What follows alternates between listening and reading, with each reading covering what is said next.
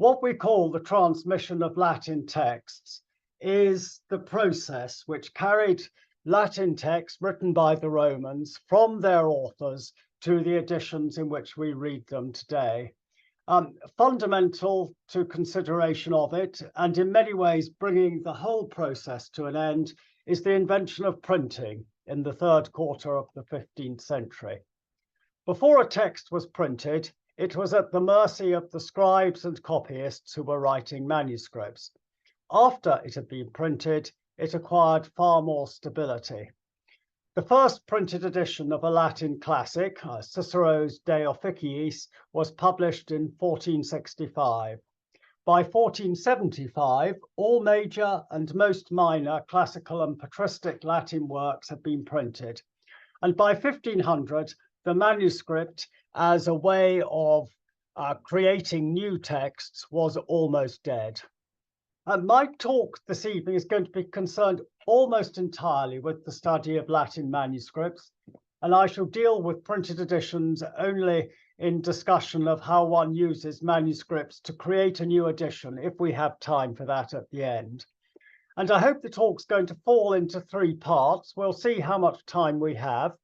In the first, I'll talk about the main stages of the transmission of Latin texts. In the second, I shall explain how a modern scholar uses manuscripts to edit a text.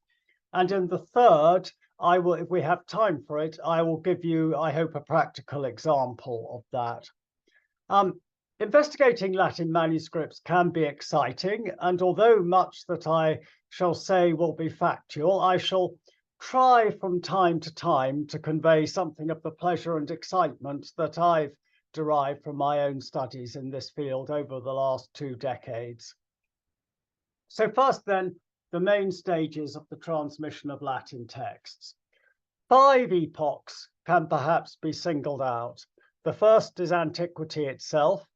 If a work was going to survive for us to read today, the first hurdle that it had to pass was to be read by subsequent generations during the Roman Empire. That our current texts survive is proof, of course, that they did overcome this hurdle, and further proof is furnished by quotations of many of them in the grammarians from late antiquity, Prussian and other names you may remember. But we know that in this period, several texts fell by the wayside.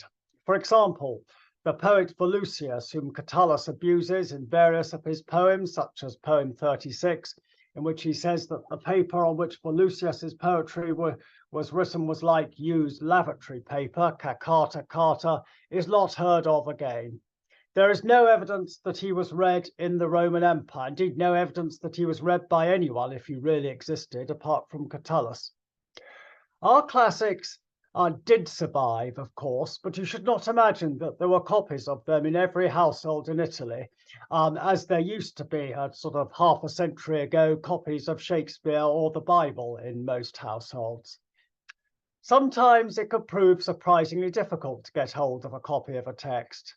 And there's a well-known letter of Symmachus, an educated Roman aristocrat who flourished around 400 AD, in which he tells how he was obliging a friend by having a copy of Livy's huge history made for him. To see, even in reproduction, a manuscript written in the ancient world, and to ponder the fact that it has survived over 1,500 years, is always a hugely exciting event.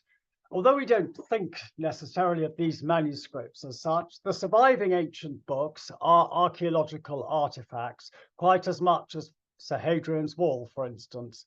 And in many ways, they are as important a testimony to ancient Rome as Hadrian's Wall. I've never done a count up of the number of ancient manuscripts, other than scraps of papyrus, that survive from antiquity in good condition, but they perhaps number 20 or 30, perhaps even slightly more. You will hardly be surprised to learn that Virgil, Rome's most famous author, is the writer for whom there are most of these antique manuscripts. And there are 6 ancient manuscripts of Virgil that survive either complete or in part. These oldest manuscripts of Virgil are often called capital manuscripts because they're written in a script that today we call rustic capitals. Now, here we have the problem with images. And Molly, can you, I'm going to need to check you've got the right image. Can you try and share an image on the first one I sent you, which I hope. I think wait a minute, I'm sorry. My colleagues in Cambridge know how useless I am at technology. I'm going to call that. That actually is a manuscript of Livy. We'll pass on Virgil and come to this manuscript of Livy in a minute. The script is like modern capitals, but notice how the horizontal strokes on we can notice how they're coarse. I'll try and send you that image at the end of the talk. And there is no word division in these manuscripts. A different style of writing known as uncial, which is sort of semi-capitals, and Molly, you can put the same image up now, is found in many texts, particularly Christian texts, but also in several manuscripts of Livy, of which the most famous is one now in Paris, Parisinus Latinus 5730, known as the Codex Putianaeus, which dates from the 5th century. And books, that, because I say, covers the whole of books 21 to 30. We have another manuscript which covers just books 41 to 45. These are huge manuscripts dating from the ancient world itself. And the picture Molly is shown is of a page of book 28 of Livy in that Paris manuscript. And you can see there the uncial script. You can also see that there is no word division, a characteristic of such manuscripts. Because of their precious nature, it's very hard to get permission to study these manuscripts.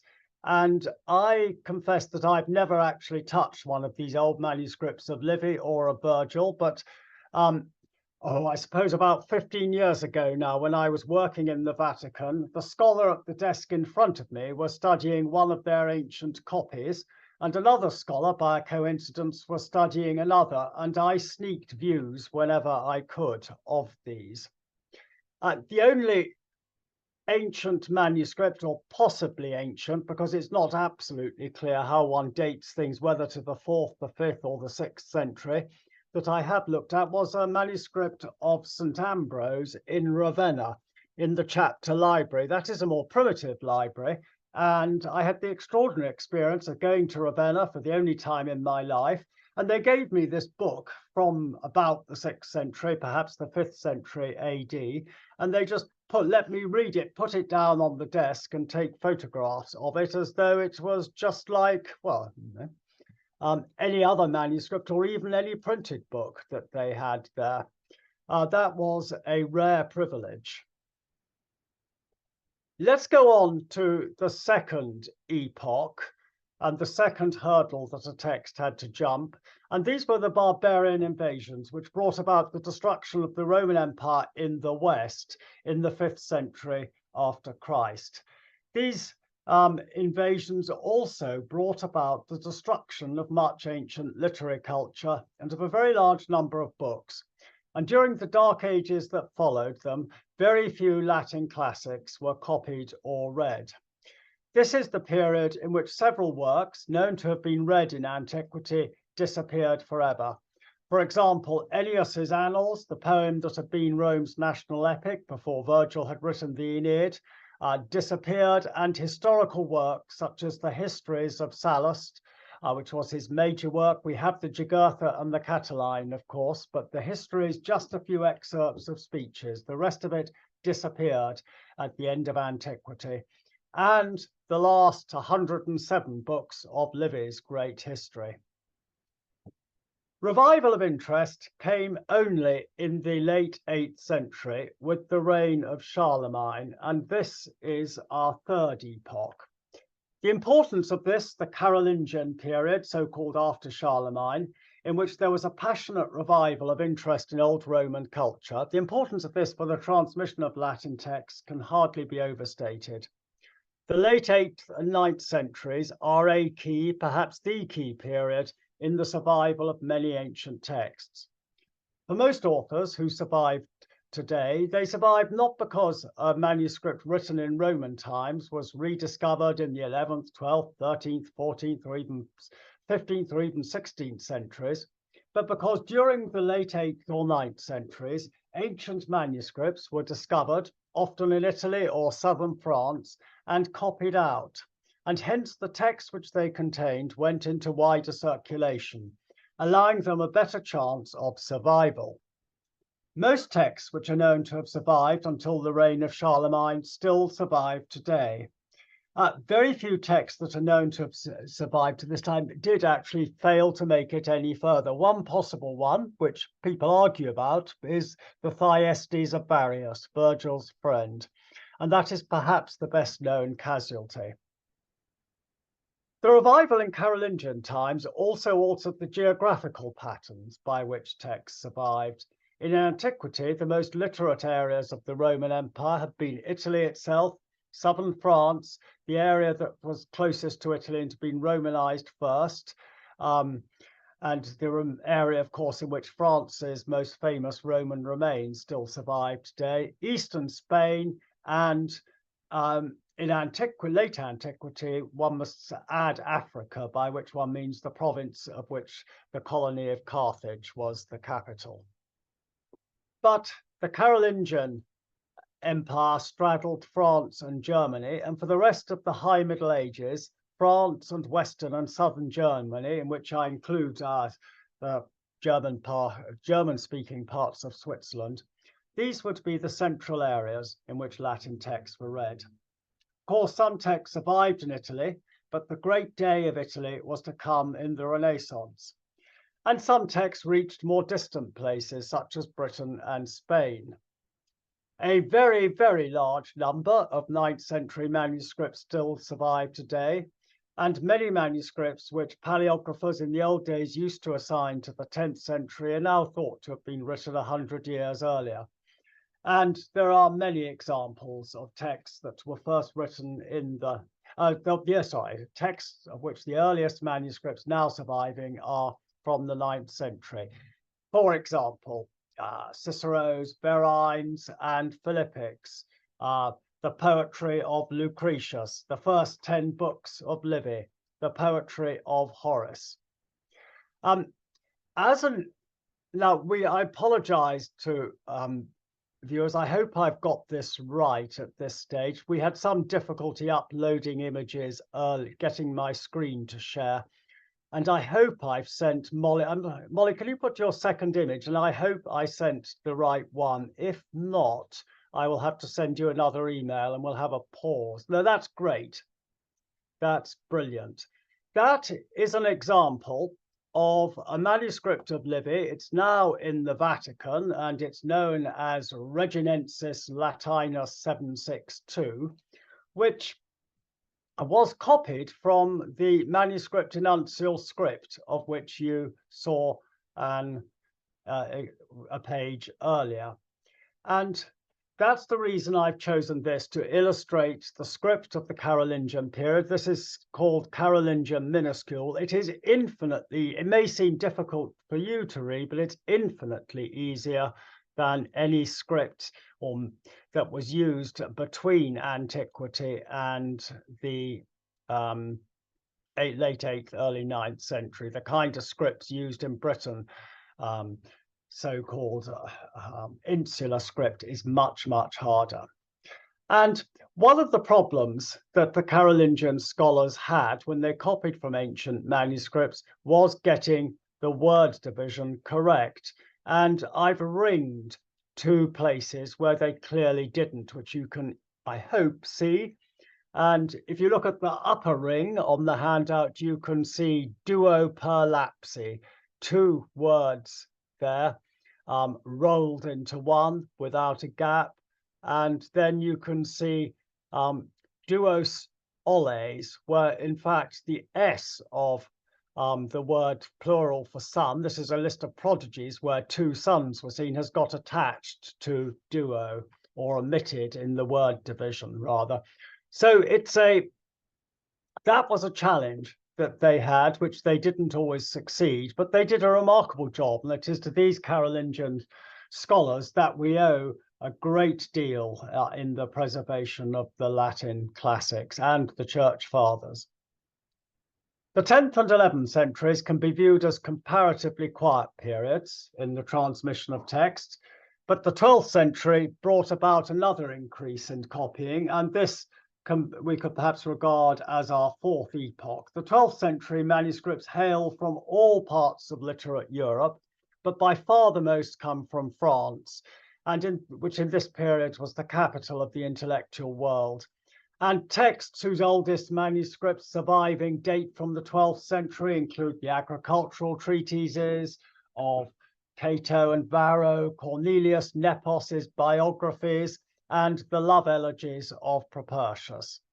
There was an explosion of interest in Ovid and also in Statius in this period. It's sometimes known as the Itas Ovidiana. Dozens of manuscripts of Ovid were copied. From France, the torch was passed to Renaissance Italy, which is our fifth epoch. The Renaissance and its humanism perhaps begin with Petrarch in the middle of the 14th century, but the 15th century saw the greatest ever explosion in the production of manuscripts. More manuscripts of the Latin classics survive from this century than from all the other centuries put together. That's not quite true for Church Fathers, where the great period of building monasteries in the 12th century led to a very large number of manuscripts being written, but I believe it to be true of the classics. And the image of the lady's dress used by the late Leighton Reynolds in his book Scribes and Scholars to describe the shape of the transmission of the Latin classics is apposite. After the active copying of the Carolingian period, and the 10th and 11th centuries can be viewed like a slender waist, and it opens out in the 12th century into a full skirt, into a skirt which becomes fuller and fuller in the 14th and 15th. And as I said, this model will apply for most transmissions of Latin text. And to give you an example from one that I've studied, Vitruvius, who wrote a famous but rarely read treatise on architecture, and about 80 manuscripts survive. About 8 of these date from the 9th century, 5 from the 10th or 11th, about 10 from the 12th or 13th, and the rest from the 14th and 15th centuries. Most of the earlier manuscripts are French or German, but almost all the later manuscripts are Italian. Manuscripts of all ages can be illuminated, but those written in the 15th century contain a higher percentage of lavish artistic productions than for earlier centuries. I was going to have an illustration if we could have managed screen sharing, but I haven't sent the image to Molly. I'll try to remember to send her a picture of Cyprian's, a manuscript of Cyprian's letters to give you an idea of what this illumination could be like. But let's go and look at the transmission of text from the perspective of Italian scholars of the 15th century. Humanism, the humanists, with their desire to have a renaissance of knowledge, especially knowledge deriving from the Greeks and Romans, was the dominant intellectual fashion of the day. The Italians were keen to read their texts in as good copies as possible, and were even more keen to find new authors who'd not been read or not been widely read in Italy since antiquity. Thus, the later history of many transmissions of many authors tends to be one of what one could say of downwards, or perhaps I should say southwards, movement of texts from France or Germany, the centers of earlier European study, down to Italy in the Renaissance. There are numerous accounts of Italians going north in search of new texts. No one discovered more than Poggio Bracciolini, the famous Florentine scholar, who was active in the first half of the 15th century. Texts which he brought back to Italy, and of the survival of which, or the survival of decent copies of which, we have to thank him for, include the epic poem of Silius Italicus. Well, most people who've read Silius find the poem very boring. The Sylvae of Statius, which in modern times has perhaps been his most popular poetry. 6 speeches of Cicero, including his famous youthful defense of Roscius of Ameria. Other texts that others discovered and which emerged for the first time in the Renaissance include the poems of Catullus, which seem to have surfaced in the early 14th century and in early Renaissance times begin to be copied.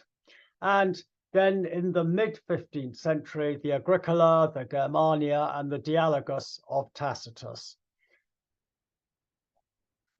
By the end of the 15th century, most of the texts which we are able to read today were available to scholars in Italy and elsewhere in Europe. But a few discoveries were made later. For example, the minor historian Velleius Paterculus was discovered only in the 16th century, as were parts of Petronius and books 41 to 45 of Livy. The manuscript of Velleius that was discovered is now lost, but that of Livy, which I've mentioned briefly, survives.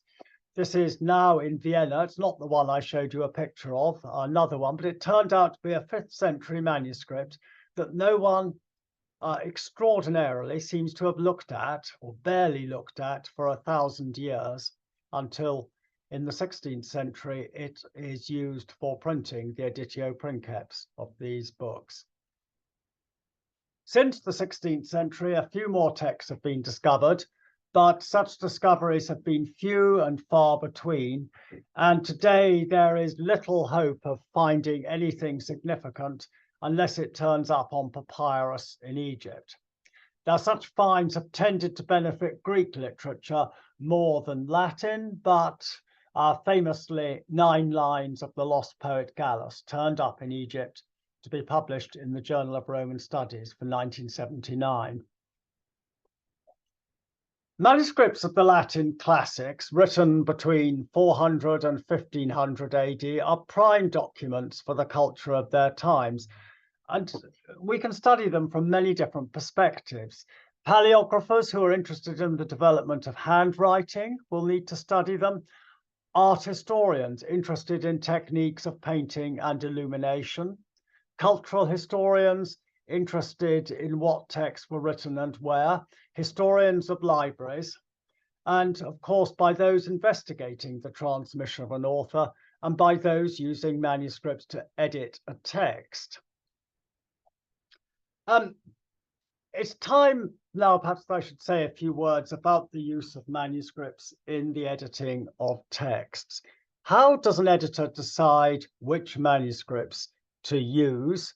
I shall now describe in abstract and theory what one should do. And for the purposes of this abstract and theoretical exposition, let's suppose that all modern editions of the author in question have been mysteriously destroyed and only manuscripts survive, and the editing has to be done from scratch. Of course, that's never going to be the case, but we can see theoretical things more clearly this way. And later I hope to say a bit about what we find in practice. The first thing one would need to do in such a situation is to make a list of manuscripts and the libraries in which they're now housed. Most libraries have their catalogues published, and this will take an afternoon or two's work going through the published catalogues. And the number of manuscripts that survive will vary wildly from author to author. If an author was unpopular or discovered only late, then the number may be small. For example, in the case of Pomponius Porphyrio, who wrote a commentary on Horace and whose transmission I have studied, he was discovered late only in about 1455, and there are only 25 manuscripts, a very easily manageable number. But if the author was popular, then the number could be vast. There are a very large number of manuscripts of Juvenal and Lucan, for instance, There are many manuscripts of Horace, probably about 500. There are at least 700 manuscripts of Terence's comedies, which were hugely popular as school texts in Antiquity and then in the Middle Ages. And as for Virgil, no one has counted, but I would guess the number of surviving manuscripts would be somewhere between 1 and 2,000. If your text is one for which a very large number of manuscripts, say more than 300, survive, then it's going to be very difficult to investigate them all. And the easiest way in which to bring the number down is to ignore those written late, for instance, in the 13th, 14th, or 15th century.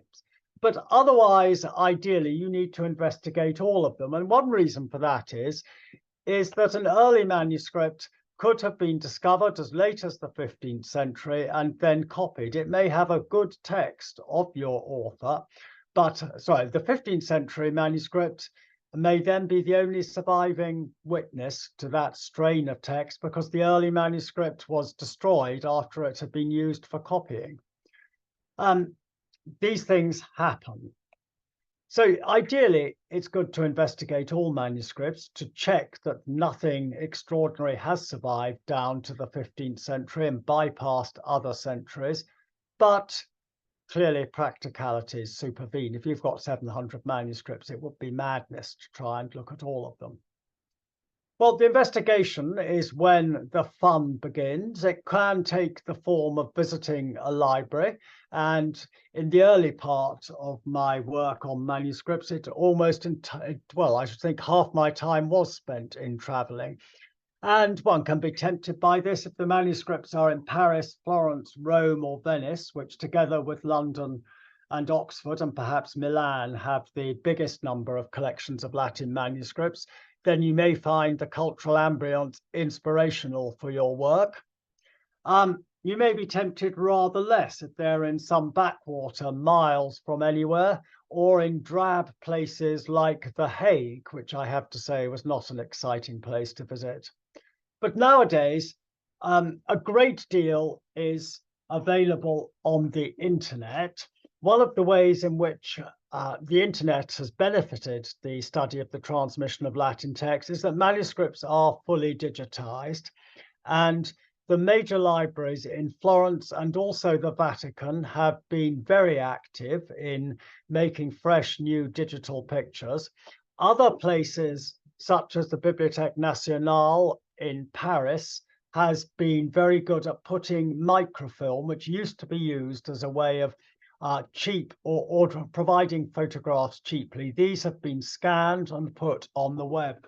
So one needs to do much less travel, and it is possible to work much more quickly these days. And of course, one will now order digital reproductions, which are much better than the analog microfilms one used to get in the old days.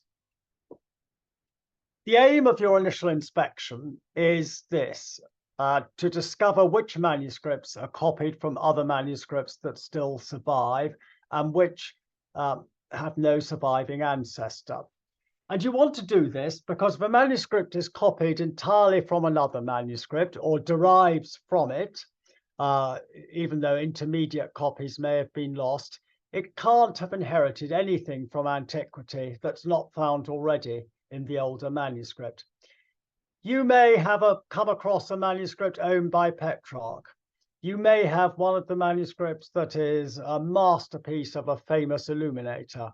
You may have paid £500,000 at auction for it, and people will pay £500,000 for some manuscripts. But for the basic task of editing, it is worthless if a surviving ancestor exists, unless the scribe happened to make a brilliant restoration. And so, to use the technical term, it can be eliminated. The classic method of discovering whether manuscripts are copied from other surviving manuscripts and to providing a genealogical classification, which is vital if you're investigating the transmission of text, is the so-called stemmatic method. And as you'll probably know, a stemma is the Greek and Latin word for a family tree. Now, this method was basically developed in the early 19th century. I think the first stemma, you probably remember seeing family trees of manuscripts in the prefaces to Latin and Greek editions, which people are very reluctant to read all the way through. The first stemma, I think, dates from about 1833 and was written by someone called Zumpt for an edition of Cicero's Verines. It was very rudimentary. The principles on which it works are simple. Since all scribes in copying manuscripts make mistakes, it follows that a manuscript copied from another manuscript will include all the mistakes of that manuscript, which can't be easily corrected, and make more of its own.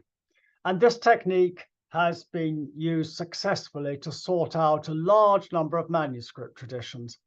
And if you substitute the word innovations for mistakes, it's of a technique that is used also in the classification of Indo-European languages. Do certain languages share innovations? It's a technique that is also used in the classification of folk tales and of biological species. I need to emphasize that it's mistakes in manuscripts which one is interested in when one is investigating, and not the words that the author actually wrote. After all, you would expect the words written by, say, Virgil to appear in manuscripts of Virgil. How does one discover mistakes? Well, sometimes what an author wrote can be disputed, where you have interesting discussions about the value of different manuscript readings. But normally, the omission of words are uncontroversial. It's obvious when words have been omitted in one manuscript when they appear in another, and virtually all scribes make omissions. I want to look now at some of the ways in which one can prove decisively that a manuscript derives from another. And I'm rather relying on having sent Molly my images in the right order. Could you put up the next one, please, Molly? Let's hope I did. Thank you very much. That is an image of the manuscript D, known as D, by editors of Livy books 1 to 10, and it was written in the High Middle Ages. And what interests me is, in this picture, will become apparent when you show me that when the next picture goes up. We'll need to alternate between these two. If you can show that now, Molly, please. Oh, help. Thank you. If you look at, and I apologize for the technological difficulty, we tried to get it so I could screen share before we started, but it just seemed difficult and there wasn't much time at the end of the teaching day. If you look at the right-hand margin of that picture, you may just be able to see, I can barely read it myself on the screen, but eam vero ludificationem plebis, and then going down, the last two words are fugere senatum. Now, if we go back to the previous image that came up, if you can do that, Molly.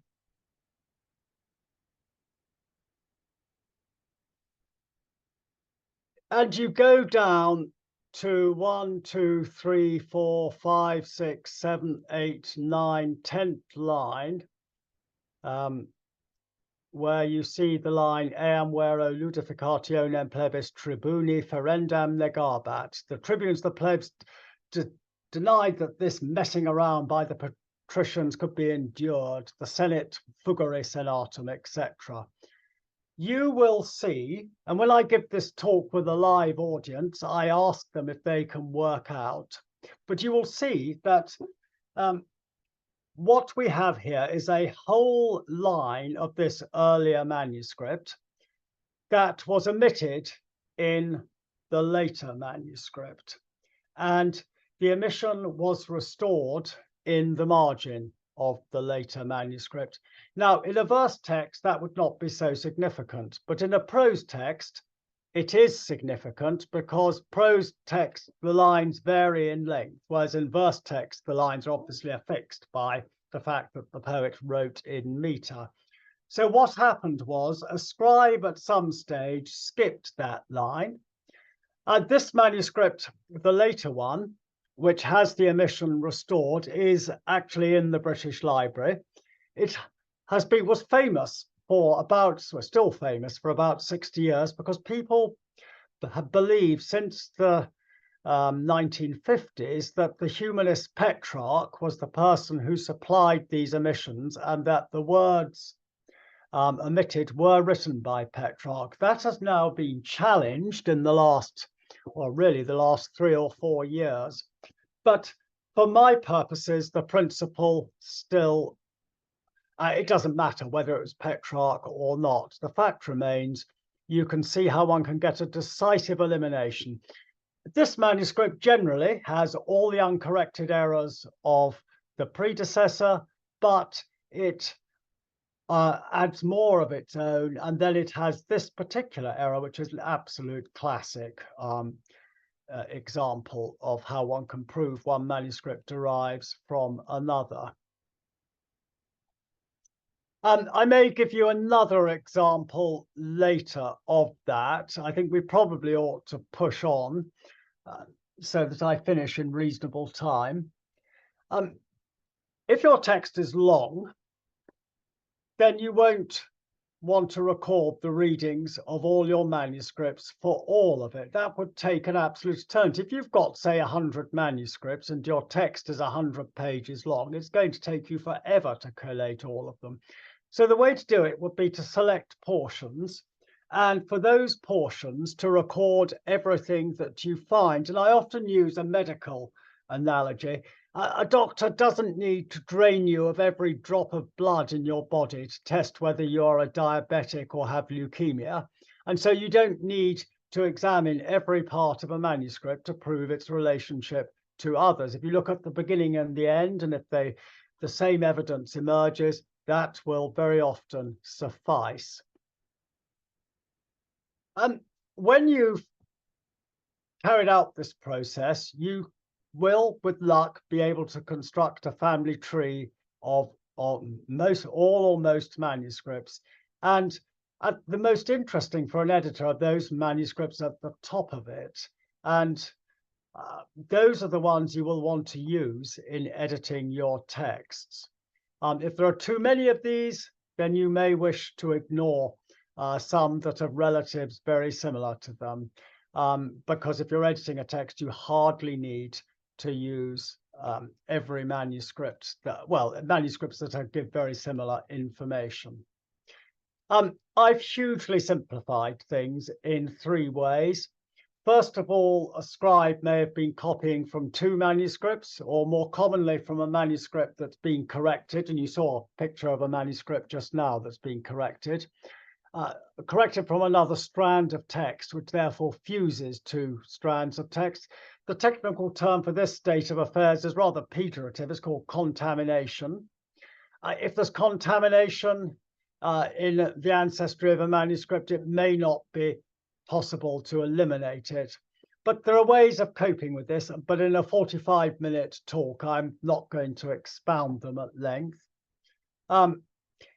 Secondly, I've of course been describing to you a theoretical way in which to work, but in practice, all texts have been edited before, and therefore the readings of at least some of the manuscripts are known. And so some of the work may have been done for the prospective editor or student of transmission in advance. As a budding editor, who wants to do something special with manuscripts, where you're going to differ is that you have deliberately chosen an author whose transmission has never been properly investigated before, and you're going to provide the first scientific investigation of it. Once you've decided which of the authoritative witnesses you want to use, then that would be the time, if you're editing a text, to collate them in entirety. And if you want to have an accurate edition, you need to record all their readings in your apparatus criticus. Well, to some of you, the construction of this family tree may seem like a dry and boring process. I find it anything but that. And especially if you think of it as a tool, not just for editing, but for the investigating the transmission of an author, it can be very exciting. You can think of it as like a hunt or a detective investigation.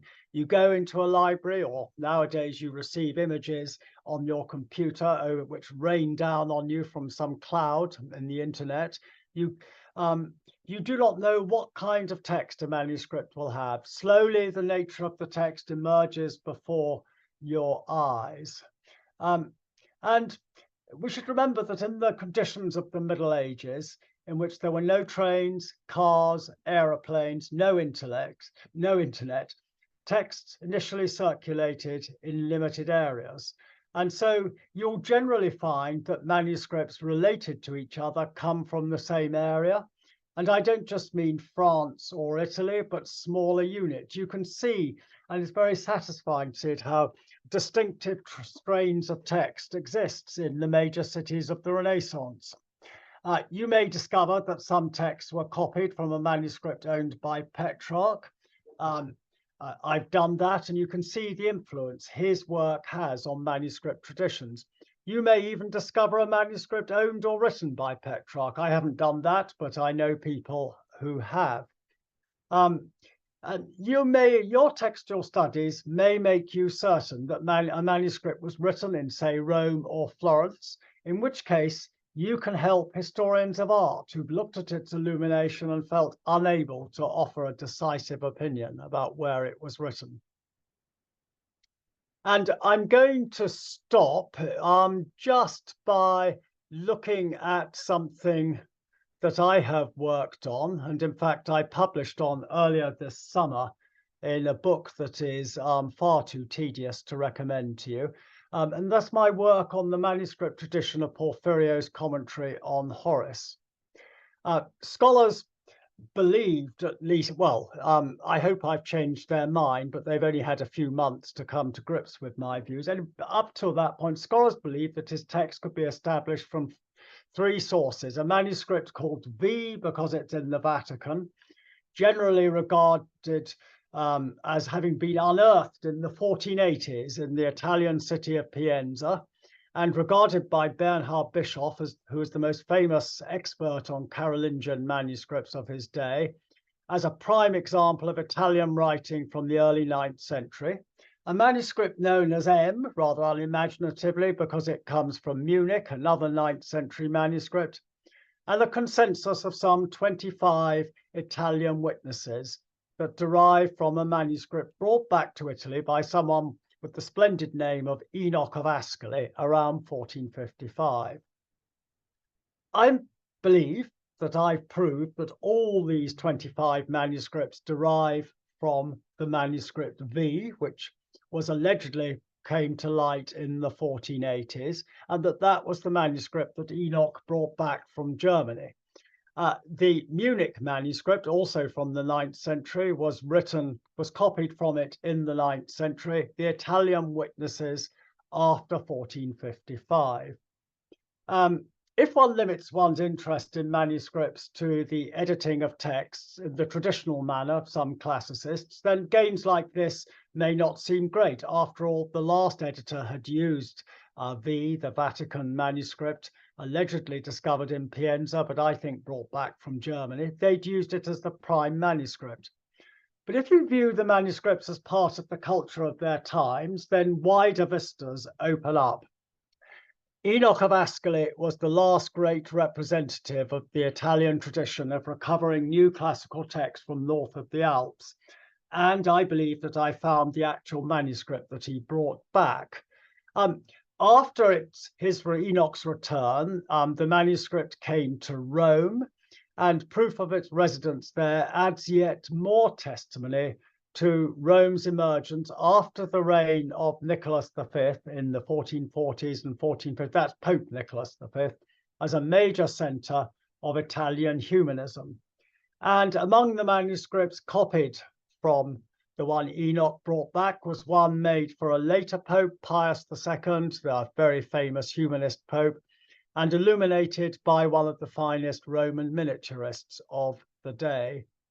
And my work may also have given paleographers something to think about. They all believe that this manuscript was written in Italy, but I believe I can show that it was the one Enoch brought back from Germany. Now, of course, it could have been written in Italy and gone to Germany in the Middle Ages and gone back again, but at least I've given them reason to reconsider what they think. I think I'm going to stop at that point. I've been talking for about 45 minutes, and I apologize for the hiatus from not being able to screen share with you. So I will hand back to James and answer any questions, and I will try to show a couple more pictures if I can during those questions. Stephen. So we've got 10 minutes or so to go. We've got a number of questions that it would be good if we could get through. So there are a couple asking about the process of copying one manuscript from another. So one question is, these people, how good was the Latin of the people who are making these copies? And is it preferable, you might add, if their Latin was rudimentary, so that, as it were, their copying was more mechanical? Or is it a bad thing if, as it were, they thought they were good at Latin and were kind of skipping along, and that might have introduced errors? As a second question about the production of manuscripts is, are we to think of, as it were, a single scribe making a copy, or was their work overseen? Was it checked? What do we know about the kind of conditions under which these copies were being made, and whether they were kind of, as it were, proofread when that was happening? Well, those are all excellent questions to ask. I'll try to give some kind of answers to them. Let's think first of all about whether it's a good thing that a scribe knows Latin. I suppose from my perspective, investigating a manuscript tradition, what I need are mistakes, but I don't want too many of them. If you're having to record a mistake every 3 words because the scribe was drunk after lunch, then it becomes extremely tedious. And if for some reason it's in a manuscript you can't get rid of because it's for various reasons important, then it is a miserable life recording it.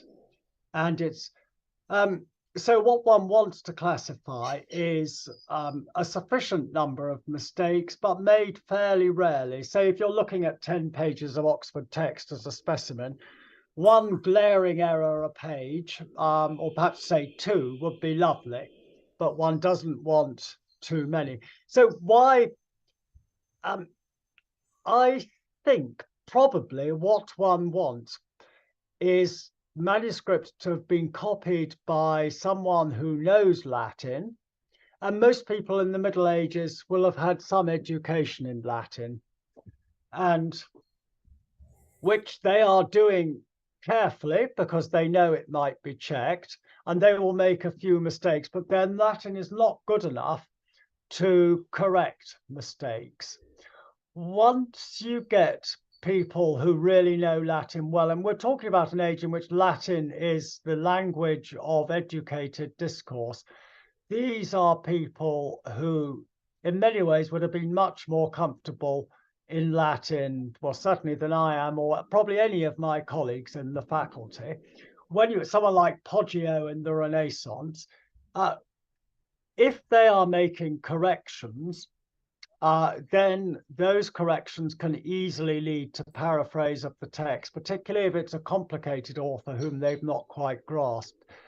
So I think that is undesirable, though of course many, I'm sure you'll all know that a dominant in classical scholarship really in the 500 years after Renaissance has been restoring text, often by conjectural emendation, where the manuscripts give nonsense. And we shouldn't think this process began at the Renaissance, that it was the preserve of Bentley, Pawson, Houseman, Roger Daw, whoever it might be one thinks of. Scribes in the Middle Ages were also doing this, and sometimes they made extremely clever restorations, which must be right. Sometimes they made very bad restorations, which were then copied into other manuscripts and which are evidently wrong. So was people work checked? I think the most interesting period to think about this is actually late antiquity. And what we find in a lot of late antique, let me just rephrase that. Of many texts, both patristic and classical Latin, and also some Greek texts, though I tend not to work on Greek, you get what are called subscriptions at the end of a manuscript, in which it is said that so-and-so emendavet, he corrected this text. Now, that doesn't mean that necessarily they sat down like Pawson or Houseman and set out to make brilliant conjectures. What it probably means is that they may have checked this text against the exemplar written by a scribe. And there are a surprising number of such subscriptions. I came across them in the first manuscript tradition that I investigated because it has the most famous of all subscriptions. I mentioned that there's a letter of Symmachus referring to the copying of Livy. And it so happens that the manuscripts of Livy, books 1 to 10, have at the end of each book a report of various people in Symmachus's family who had checked. And sometimes also a report of the name of the person who did the copying. And it varies from book to book. You can imagine it depended which aristocrat was on the estate at the time to do it. And so that is the most interesting. And these subscriptions get copied into medieval manuscripts. There are a few such on actual ancient manuscripts. One of the Virgils has the name of someone called Asterius, who was a consul who checked it. But in general, it's from later medieval manuscripts where the subscriptions have been copied that we see them. Now, in the monasteries of the Middle Ages, people would check work. When someone in the Renaissance commissioned a manuscript, it might well be checked if that person was a scholar. Poggio, for instance, didn't always write his own manuscripts, but had scribes who did it, and he would check their work. But not everything was checked. The 15th century, I said, was the biggest period for manuscript production, and there was a book trade, and booksellers would commission people to write manuscripts. I don't think we've any reason to think that once they'd taken their product along, it was checked. And generally, it was good. I've got interested in patristic texts over the last decade or so, and I'm often very impressed by the high standard produced in the monasteries of the 12th century. Really accurate copying. Thanks, Stephen. Another question, I think, relates to the point you were making about how this kind of story of transmission tells us not just about, as it were, the antique text, but about the various periods in between. So someone asks, other than luck, what are the chief reasons for a manuscript surviving at all? I mean, for example, were some authors copied and popular because of the content of what they were saying? Were some chosen because it was thought that their Latin was particularly elegant or useful or educationally helpful? Did some authors fall by the wayside because they were thought to be inappropriate for good Christian monks to be copying? So where were there these kind of filters through this story of transmission? I think that's quite a difficult question to answer. And the key period, well, the key question is someone's got to want to read your text to get it copied. And I suppose it's understandable that some of the more obscure authors of the late Republic were no longer easily accessible and available in late antiquity. But why is there no copy of Sallust's history? Sallust was hugely popular, perhaps the most popular of the Roman historians. He is often quoted, and people in late antiquity, the other historical writers adopted Sallustian style. And one just has to conclude that somehow no copy of Sallust's history, apart from one volume which contained excerpts of speeches, survived down to the Carolingian period. And must just put that down probably just to the destruction of late antique culture, not necessarily vandalism, but just books never. You're talking about a period from, say, 500, aren't you, down to 800. In that 300 years, manuscripts just went astray, went missing, and of course, some will have got burnt and destroyed. Some authors are obviously popular. Virgil, because of the quality of his work, also because of the fourth eclogue, which was thought to be predicting the birth of Christ, was an author who was going to be very acceptable to Christians. Some authors who were unacceptable to, or at least ought to have been unacceptable to any good Christian, did survive. I mean, anyone who's read extensively in Martial or doing the epigrams at the end of Catullus would not have expected to have found Orthodox abbots encouraging their monks to read them. But so it's hard. It's very hard to say.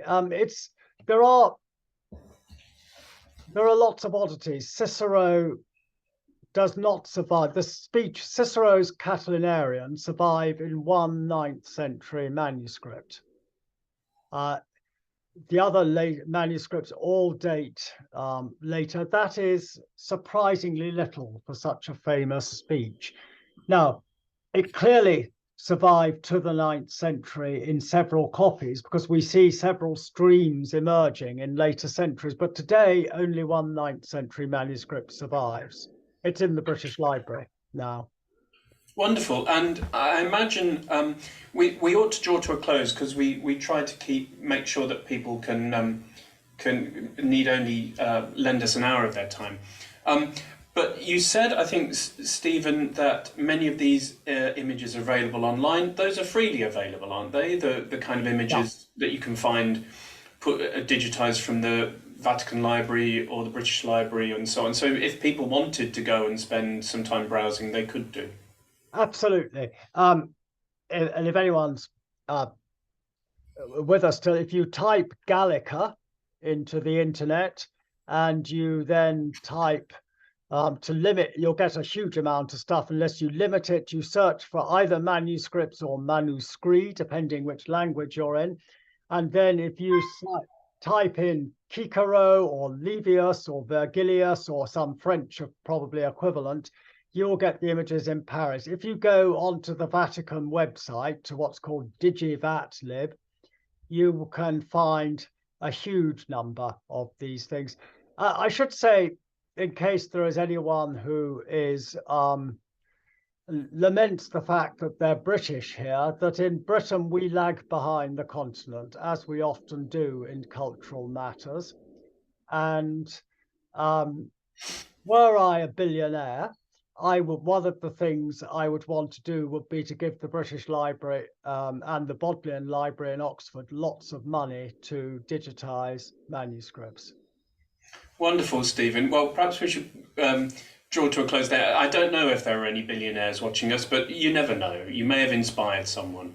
Let me just finish by noting that someone quite rightly points out in the question and answer just what wonderful enthusiasm has shone through from the way you've been presenting this work, which is serious but thrilling, and as a kind of real contact with the history of these things as artifacts as well as sources of information. So Stephen, thank you very much. Thank you everyone for joining us once again. We'll be back next term with some more webinars. We'll be announcing the schedule for those very soon, but they're very varied, and I promise you they'll be perhaps not as exciting as this one. At least they'll be aiming to come up to that sort of level. Thank you very much. Have a very good evening.